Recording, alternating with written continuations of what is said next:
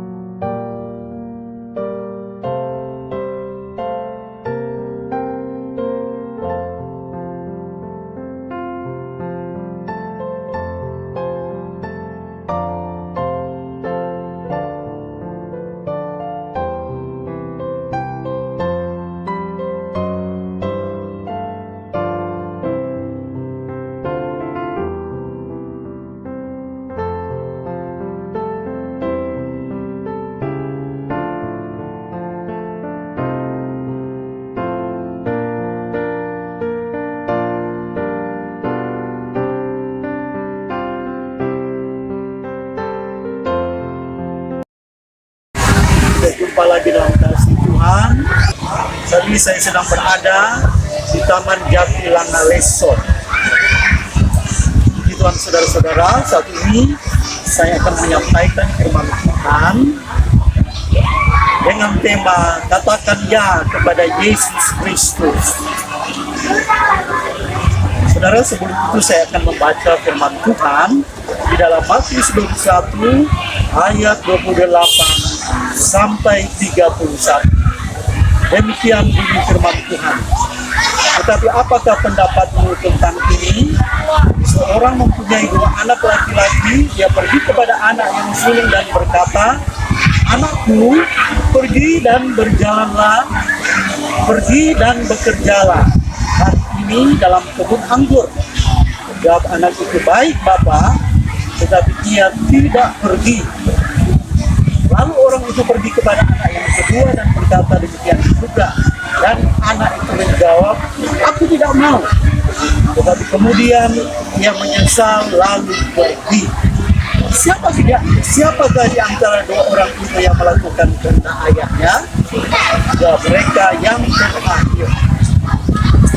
Saudara-saudara yang dikasihi Tuhan, suatu saat seorang profesor agnostis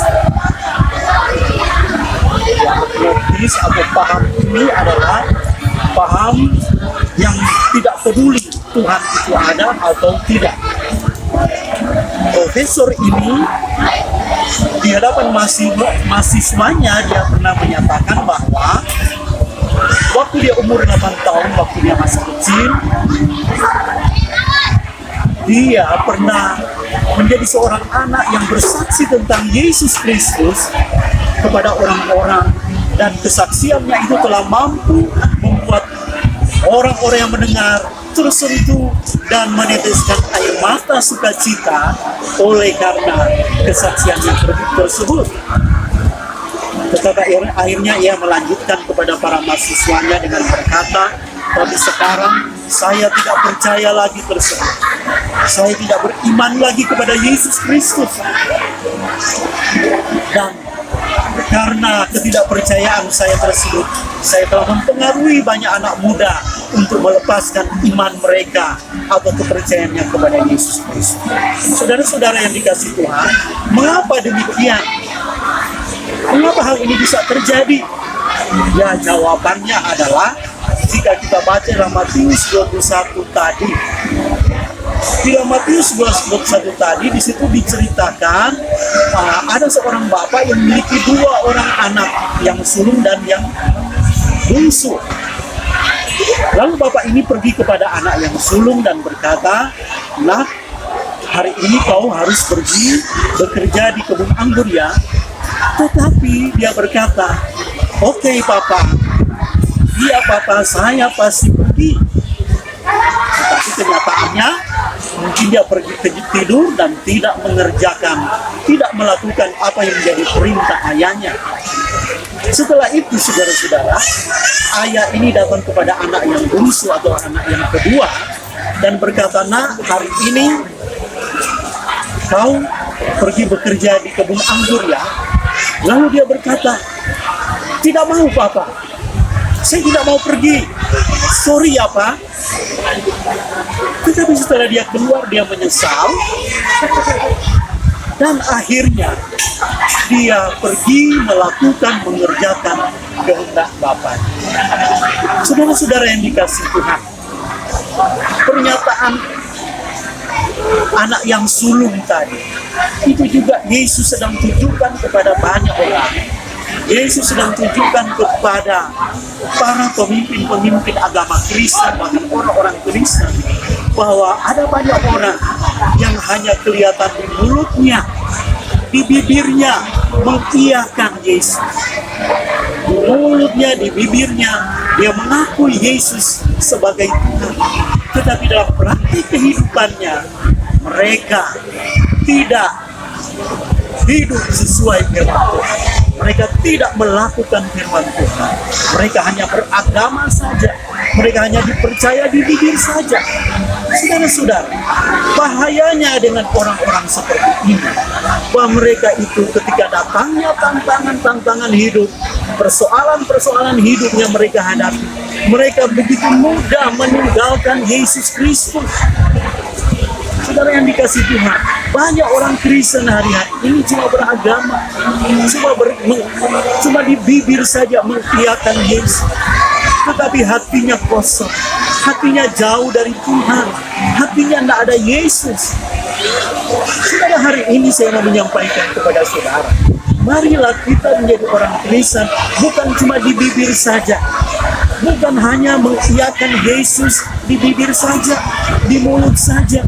Tetapi Tuhan mau kita mengiyakan Yesus, mengundang Yesus sebagai Tuhan dan Raja, baik dalam pengakuan mulut kita, tetapi kita alami dia masuk dalam hati kita, dia menjadi Tuhan dalam diri kita, dia menjadi Raja dalam diri kita.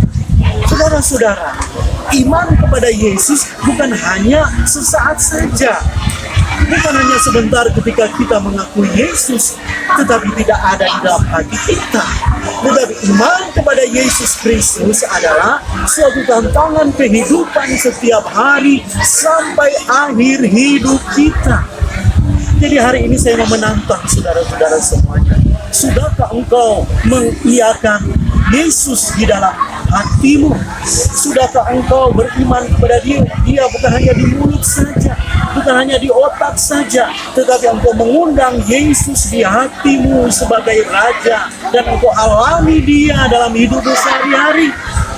Saudara-saudara, menerima Yesus di hati saudara dan mengalami Dia dan mengakui Dia sebagai Tuhan dan Raja di mulut saudara, itu akan menentukan hidup matimu, itu akan menentukan masa depanmu.